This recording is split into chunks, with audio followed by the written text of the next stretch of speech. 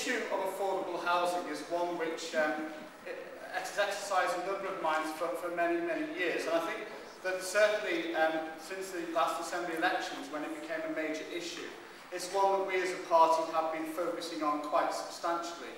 However, I think we also have to acknowledge that the housing situation is changing quite rapidly. So, for example, in the paper today, we heard news that the average house price in Wales has fallen quite substantially, and that we have lower house prices than they have in England. That, however, does not take away the issue of affordability, because as well as having some of the lowest house prices in the United Kingdom, we also have some of the lowest wages and the lowest standard of living in the United Kingdom. And there's still the case that we have over 90,000 households in Wales waiting for a social house, either with a local council or with a housing association. And I think, and also the case that in the last year, the number of home repossessions in Wales has tripled. We talked earlier on about how we can try to deal with repossessions and the advice and support which should be available to people who are facing repossession. What I want to talk to today is about the policies which I think we as a party should be adopting to try to make sure improve the affordability of homes and the provision of affordable homes, and in a sense to add to what is already being done by the Welsh Assembly Government. And in saying that, I'm going to just start by just a small word of praise, because I think the Welsh Assembly Government have actually done a fair bit already on affordable homes. However, the issue is that there is a lot more that can be done, and there are lots of things which they're not doing, which they should be doing. And one of those, and it's an issue which I've raised in the Assembly on a number of occasions, is dealing with the large number of empty properties around Wales. Because while we have over 90,000 people on council housing waiting lists, we have nearly 25,000 empty properties lying around Wales. And the only mechanism available to local councils to bring those houses back into use is what's known as an empty dwelling management order, which the bureaucracy around is so complex and difficult that so far only one of those orders has been implemented in Wales. That's by a Liberal Democrat-led council in Swansea, by the way. But the fact is that most councils are not able to do it because they're unable to find the suitable houses which they can apply it to. And the issue and the whole bureaucracy around that makes it very, very difficult.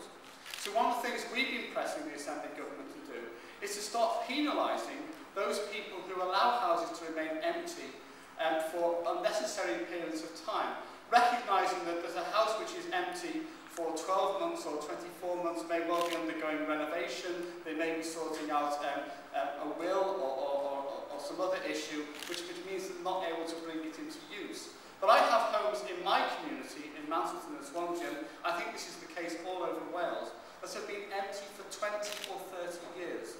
And those homes are a blight on the local community, they cause problems for their neighbours, and of course they are an asset which is just being allowed to rot away when people should have the opportunity to occupy those homes. And my view is that if somebody is prepared to allow an asset like that to just rot away, then they should pay more to the local taxpayer to compensate them for the blight which they've allowed on that community. And that should be implemented through a punitive rate of council tax on that particular property. And that's a view which I've been trying to get the Assembly Government to take on board for some time, and which I know is supported by some local housing officers around Wales, some of whom suggested this policy to me.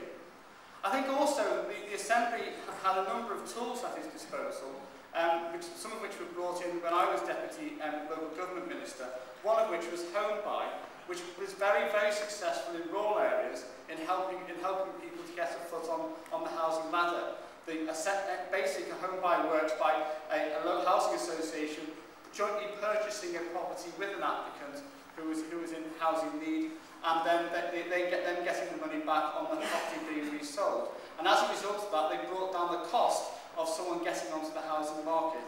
Unfortunately, the Assembly Government has scrapped that, and we are still waiting for a replacement to come into place. In fact, in Wales at the moment, there is no scheme in place to help key workers get on the housing ladder, either in terms of home buy or a low-cost home ownership scheme. And that is a major omission on the part of this Assembly government. I also wanted to briefly explain our policy on the right to buy. I'm doing this particularly for the BBC because they don't seem to follow what we're saying in this motion. This party has never been opposed to the right to buy. We've recognised that there are benefits to people being able to purchase their own home, and we would want to take that right away from them. But we also recognise that when you have a situation where the properties being sold under the right to buy are not being replaced with new homes for rent, then you're causing a crisis in the availability of social housing in particular areas. And I think we're standing in an area here, Cardiff, which has got a huge amount of housing demand, has sold a lot of houses under the right to buy, has not been able to replace them, and as a result has large waiting lists of people waiting to get into council housing. My argument is that we should use the new powers which the Assembly government is trying to draw down from Westminster. We'll just gloss over their difficulties with that particular legislative competence order. But we've used the new powers which they come down, so that if a local council wants to build new social housing, that social housing should be exempt from the right to buy for a period of time, so that the council can get the full benefit of that housing for rent, and enable it to top up the pool of homes which are available for rent. The Tories always argue about the right to buy, that they say that, well, the housing is still there, you're not actually diminishing the housing stock. But what you're actually doing is you're diminishing the housing stock to rent. And unless you start replacing that housing stock, then you're not going to do that. And that's why we should be using this new power to enable local councils to replace the housing stock. And we should only be doing that, I think, in areas of high demand. And again, we can be suspending the right to buy in areas of high demand, but again, only if it's part of a local housing strategy. So at the end of that suspension period, when you restore the right to buy, you have a plan which is going to give you substantially more houses for rent in that particular area. There's a whole range of other policies in this motion, which I'm not going to go into any great detail. But I think that things which have been worked elsewhere, I think need to be spread out and taken to other areas. Housing enablers have worked very well in rural areas. Let's have them in urban areas as well, so that when we do get Section 106 planning agreements back online, we can have those housing enablers working with the local council and with the builders to make sure that we get affordable houses. We need to have community land trusts and more power for councils to work on affordable houses. The Welsh Liberal Democrats have in front of us here, in my view, a comprehensive policy on affordable homes. That policy, I think, will add substantially to the availability of houses in Wales and people's ability to access housing. The Assembly government is doing some things, but they're not doing enough. We need to give them some backbone, and this motion provides that backbone for them. Thank you very much, Chair.